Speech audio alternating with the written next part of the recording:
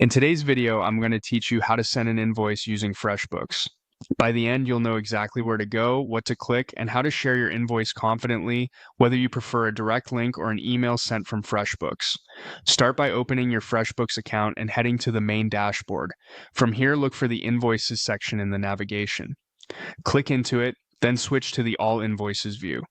This gives you a complete list of everything you've created, making it easy to find the exact invoice you want to send. Next, select the invoice you're ready to share. Opening it lets you double check that it's the right one. Look for the client, date, and amount due. Click Edit to review the details before sending.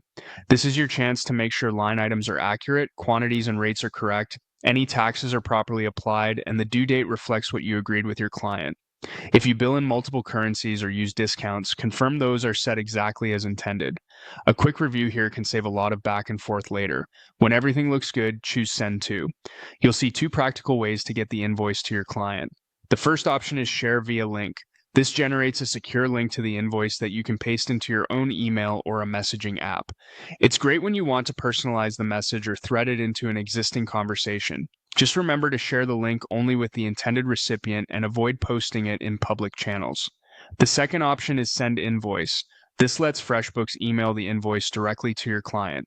You can verify the recipient address, review the subject and message, and then send.